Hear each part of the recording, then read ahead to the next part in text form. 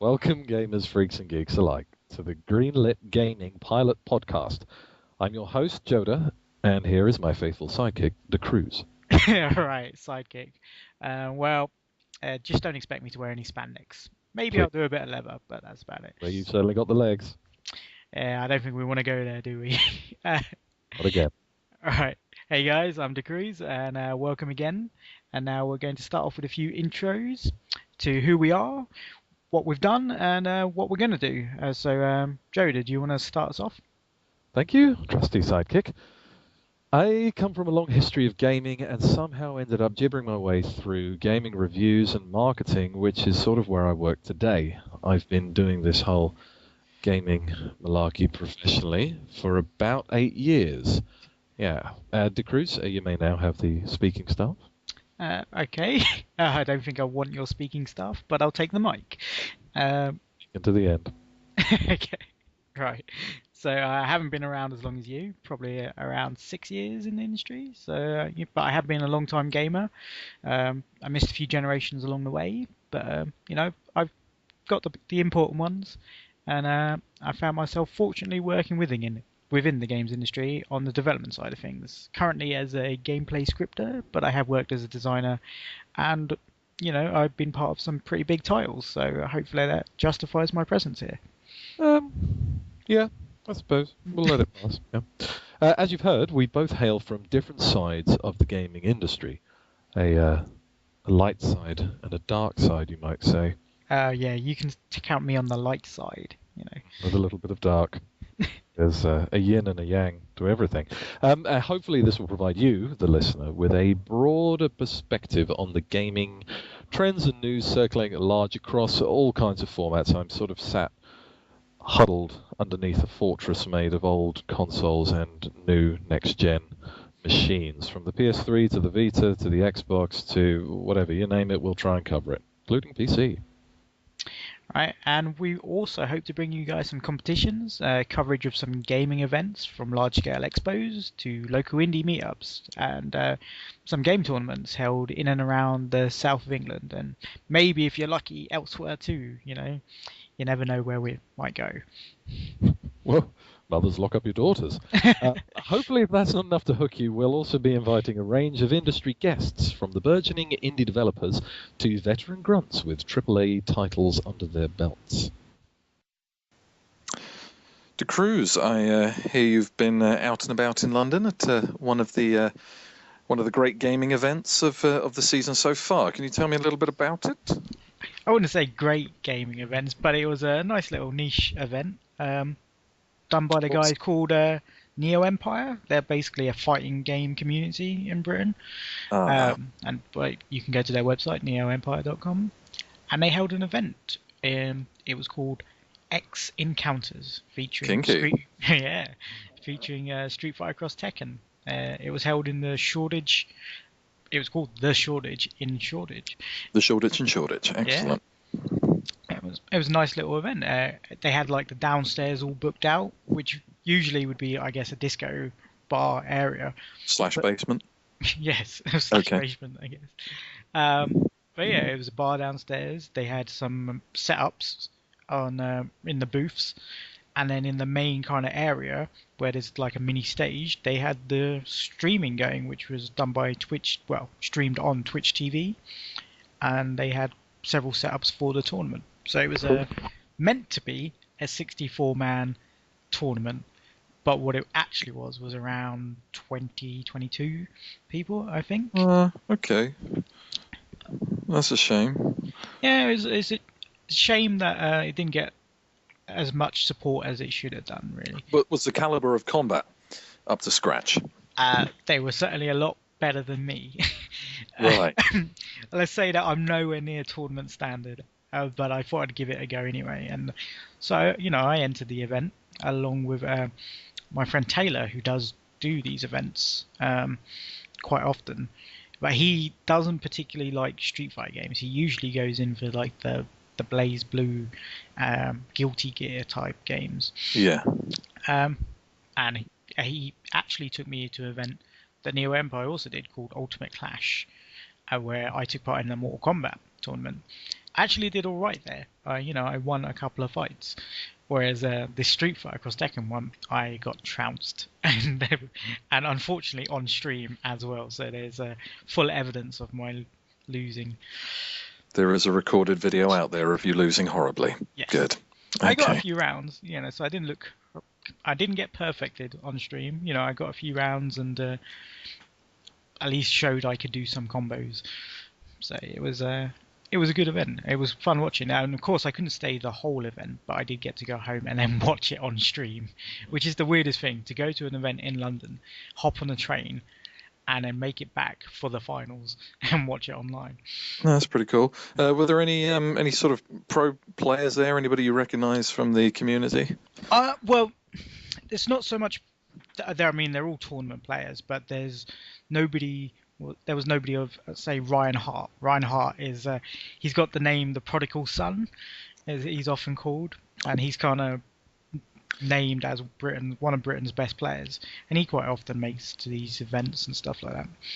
But he wasn't there. But quite a nice guy there called, I don't know his real name. He goes by the name Nobody Carpet. does these things.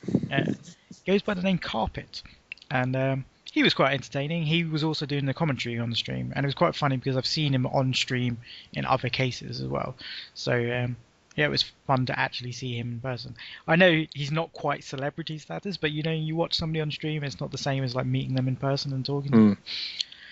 But these things are really cool, like the atmosphere of everybody kind of random people. There was a guy from Germany, so was someone all the way from Germany.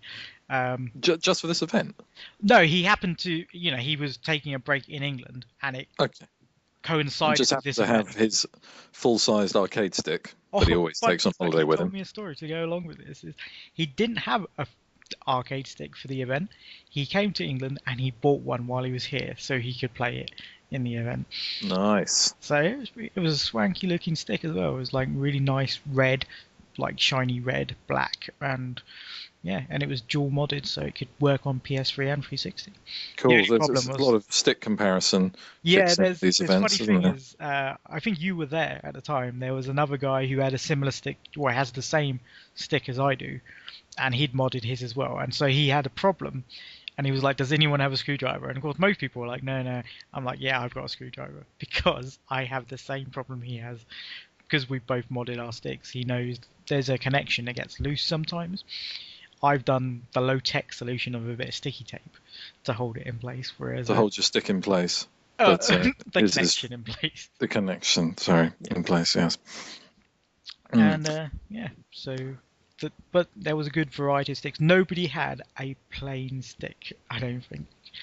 That was there. Well, again, when it comes to these tournaments, people like to show off a part of their, their personality in their sticks as well. I'm sure people have gone to great lengths to personalise them or mod them, like you say. I mean, yeah, they're quite interesting and quite expensive. The lengths that people go to get them looking good. It's certainly some work. I mean, Taylor's stick, I've heard, is quite expensive, in the range of like 300 odd pounds for his stick. He's got like this massive perplexed case stick that's dual modded, works on PS3 and 360 and PC, and he's got a really nice graphic design on, which kind of carries over to the actual case as well. So yeah, I've heard, and it's a very solid stick. The good thing, that's what you really want with a stick. You want it to be solid, so you can basically mash on it. When you're desperate to get a Dragon Punch to come out, you mash.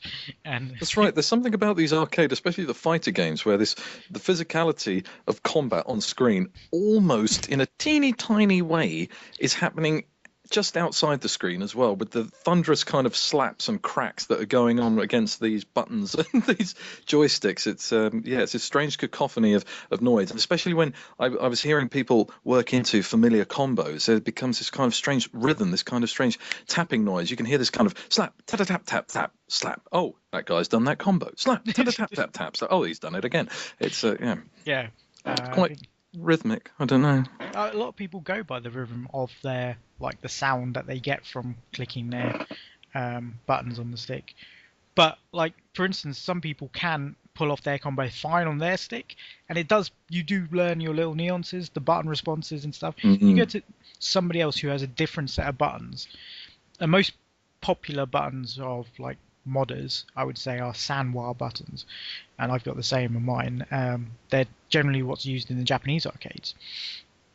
But there's also Famitsu buttons, and a lot of people use those as well. And they're not much different. Like, I think if you had a go, you wouldn't really feel much of a difference, but there is a little bit of difference in the button response. Well, what was the stick? One of the guys there was describing how it wasn't particularly designed for. It wasn't designed for fighting games. It was actually designed for shoot 'em ups. Yeah, that was Taylor's, and he said it had a square gate and it was mainly used for shooters. But actually, most sticks do use a square gate. A square gate being the gate that's on your arcade stick, where you can find the corners. So when you move your arcade stick, to the diagonal up right, it will hit that corner. And you can move it down and hit the next corner. So there's a nice square for it to go round. Whereas some people use an octagon gate, and they're mainly if you play Zangief, because I don't know if you know the input for Zangief's pile driver. It's basically a circle, and so you move a stick in a circle. Nice. And it's a nicer movement on an octagon gate. But most sticks do use a square gate. Mine does. I was failing to do combos not because of his stick or mine. It was just my inability to do it. But surprisingly, I managed to do them in the tournament, but not in practice, which is it's just sod's law the way it works, isn't it? I suppose these events are also great opportunities to see how not just how other players play a particular character, but perhaps you get to see players using lesser known characters, less popular ones. I suppose everybody kind of knows the combos off the top of their head for a particular, like a Ryu and an uppercut and a whatever, and Hadouken. You're right on that, because there's tends to be there's definitely a popularity online. Ryu and Ken are still the most popular characters on Street Fighter Cross Tekken online. It's unfortunate, but most people, if they want to feel familiar, they want to know, they pick Ryu and Ken. But to me, they're the most boring characters to have. They're not very interesting. You've seen what they've been doing for the last, 25, 30 years. Whoa. I don't think it's 30, but yeah. Yeah, they had their 25th anniversary, so I can't remember how. It's on. Must be approaching then. Yeah. Yeah, it's approaching their 30 years. But the Carpet, for instance, the commentator, he used Kuma, which is a bear, in Tekken, and in Street Fighter Cross Tekken it's the bear. And I've never seen anyone use them. I was about to say barely anyone uses them. That was quite funny. But yes. But you get to see, somebody using the bear, but it's a character perhaps less popular. I don't know how popular at all. But he's actually a pretty good character. Most of the characters are really good. Unfortunately, Yoshimitsu seems to have taken a dive towards the lower end, as people have deemed him the worst character in the game, which is unfortunate because he's one of the best looking characters. He's got the big laser sword and all that sort of stuff. But really, nobody outputs that much damage with him. Okay. But the overall, this is a community-run event, and that's I guess the most important part about this. This is just a bunch of guys from Neo Empire who've put on the event. They've organised it with the bar, the shortage, hooked up all the equipment. People who are part of that team bring their own TVs down. I mean, one of the TVs there I noticed had a name tag on, just so you knew it was that person, so he could remember to take it home. That shows a lot of commitment by the fans and the community to do these events.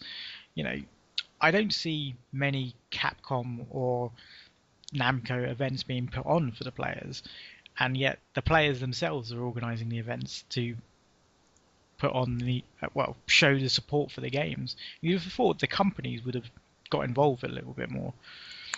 It's great to see the community coming together to put these kind of events on outside of, publisher run or advertising run events and competitions. Just the fans creating just a pure sort of energy through their own communities, and we need more of them. We do need much more of these running across the UK, although they do need the support, so everyone does have to go out and play these things.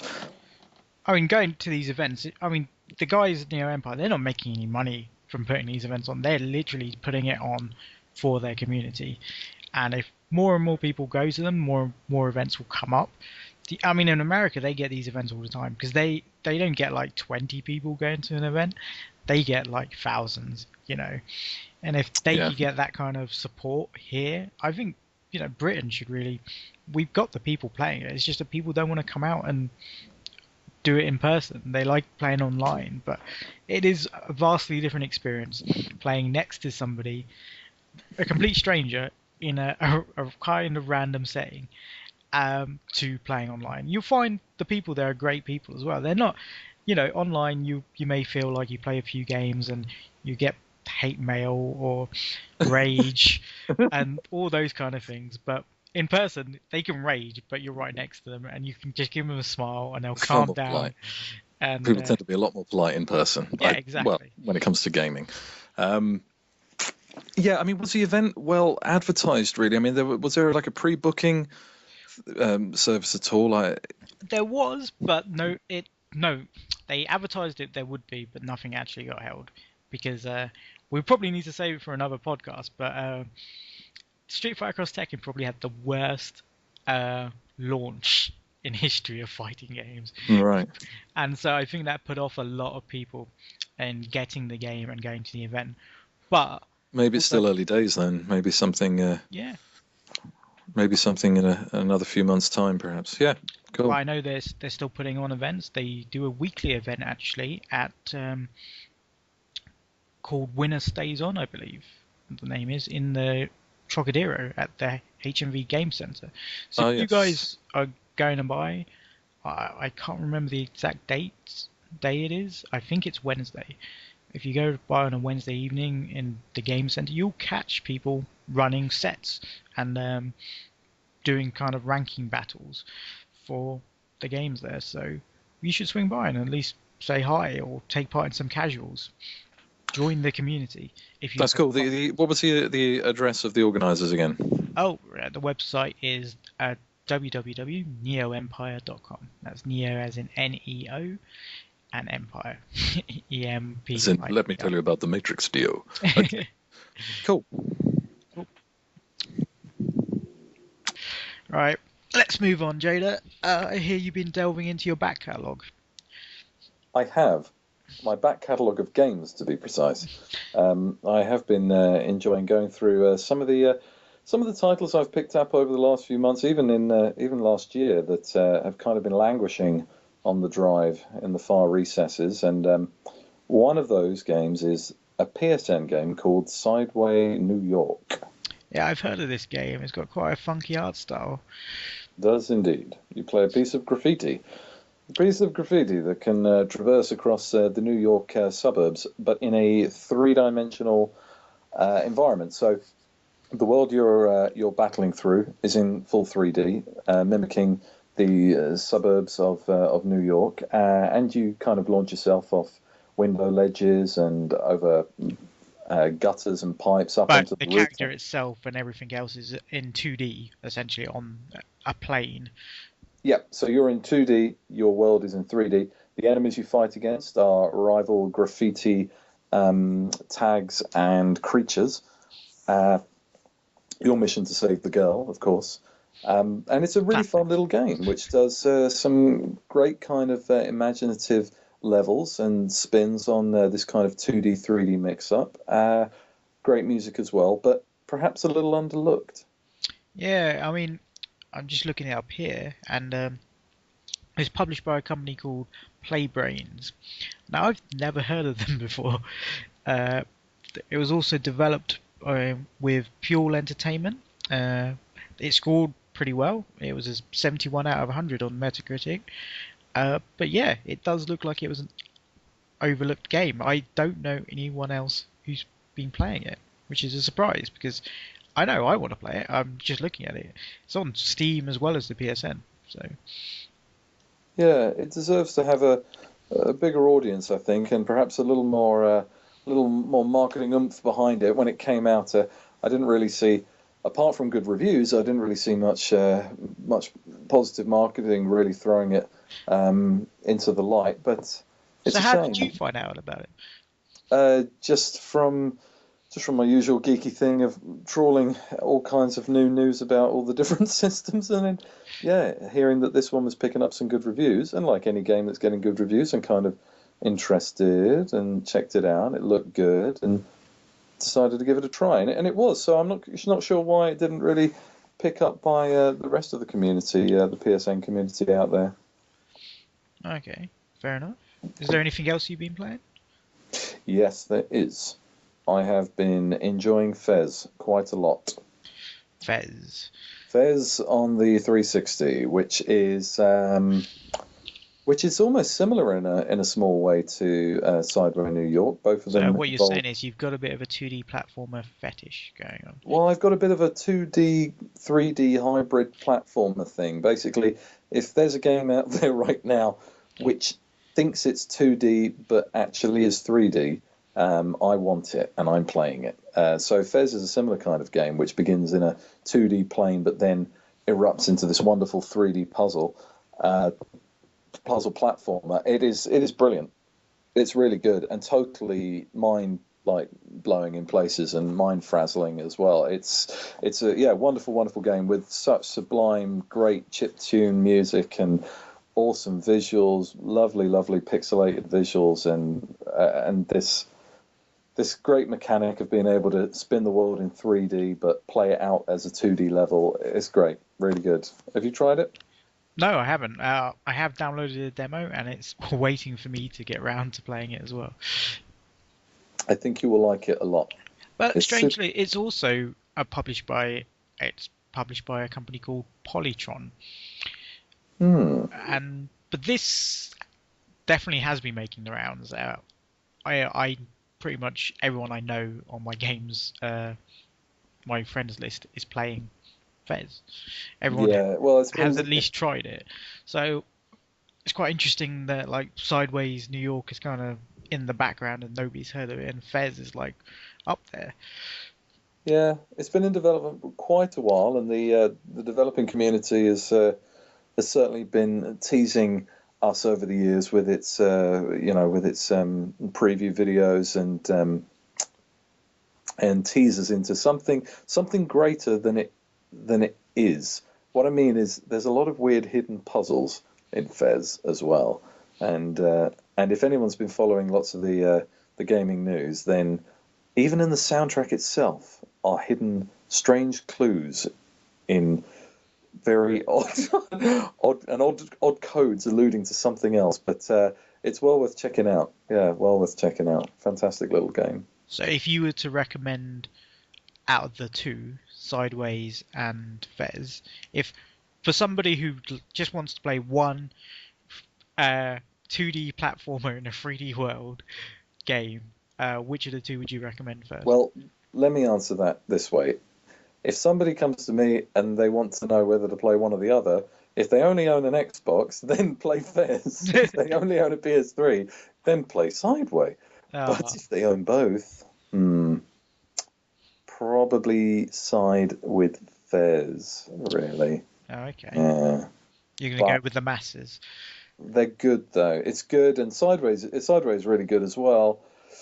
But if you're going to twist my arm, I'll probably go with Fez just because it's massive, there's plenty to do, and I'm a big fan of the bonkers puzzles that it makes me try and wrap my head around. All right. Okay. Good. The other PSN game that I've been playing a lot lately is Journey, made by that game company. Yeah. Special little game. Yeah, really enjoying that. It is from what I've seen of it, it's you roaming around the desert. right? Yep. Yep. But it's so Have you much had? more. But it does have some interesting like online mechanics. Have you had any interesting times with it? Yes, I've had some very interesting times. It's the first time I played Journey Co-op. So the game began, and I'm walking around this wonderful desert, and I'm just noticing how all the sand trickles down the edges of the dunes. It's just really beautiful. And you've only got one button, really, which makes this weird calling chime. Just this boom, boom, boom, sort of thing. And then I just noticed somebody else running around. And it was just a wonderful moment. I was like, there they are, tiny little figure in the background. I go running over to them, and he says hello, which sounds a lot like this. And then I say hello, which sounds a lot like this. And then we just kept He talking. could have actually been saying, "Get lost, I don't want you around," but you're just like, "Hey, hi." No, it wasn't. No, it wasn't. It was like directing me to the pickups. You get these wonderful little glowing orbs, which allow your long ribbon to increase in length, and that gives you greater jumping abilities, and it allows you to seek out more hidden items from further on. But anyway, he was he was sort of helped me show me around the little map that we were in, and then eventually went up to the end of the level and completed it. You both sit down together in this pool of light. But it was great. We went on and on and on. I played for about 3 hours straight, just going through these different levels with him, and then You had a little bromance going on. well, sort of. I had to go and get lunch then, Oh. though. And I had to You didn't leave. even have to say goodbye to him. You just kind of Well, all I "See could ya." do was basically he went off, and then I started going, "Brr, brr, brr, brr, brr, brr." And he turns around and comes running back up to me, and he went, "Brr, brr, brr," and I went, "Brr, brr, brr, brr, brr." And then I ran backwards and forwards, like in this weird kind of zigzag, which he then went like, "Brr," and then I went, "Brr, brr," and then I let go of the controller, and after about a couple of seconds, your character will sit down in the sand, and then I just sat down in the sand. And then he looked at me and was just like, "Brr," and then I just disconnected. Oh. I didn't know how to say goodbye to him. I was trying to like. Sounds like a real emotional goodbye. Oh my god, mate! It was. I was welling up. Like I just had such a great morning playing Journey with this random person, and you don't know their name, you don't know who you were playing with, and they look the same as you, and they just make weird chiming noises, and yet we had such a great time, and then I had to leave him. And it was just really, it's just, oh god. I guess I kind of like that kind of anonymity in the game. So like it's a bit like Dark Souls when you've got all these kind of ghosts running around and you don't really know who they are or what they're doing, but it still feels nice that they're there, and it's still quite comical when you see somebody just fall off an edge and you're like, well, sucks to be you, and then you continue on. But then also just inviting them into your game, and everybody has these kind of when you get someone in a game, you address them with only expressions. Most people bow courteously, and then other people like point and do like a war cry and all those kind of stuff. Yes, it's quite nice to have that in the game, and you don't have to speak to them, and that's the best part. Is because having like random guys in your game that in your mind you'd like to believe they're all really nice, decent people. But usually you're going to get some awful people just trolling you on the internet, jumping in and shouting abuse at you. So when you've got this kind of... that guy in Journey, he could have been swearing at you the whole time and saying all sorts... He was doing... I'm not saying he was. But I began to think, like, if you really, really, really badly wanted to communicate in it, could you perhaps learn Morse code? If you learn Morse code, then you could chime away, sort of thing, and just have an elaborate conversation in Morse code going. You know what? You should post that up on some Journey forum somewhere and saying, "Guys, we've all got to learn Morse code." Looking for fellow Morse coders to play Journey with. Well, but it won't work because you can't ever form a party. It's just random.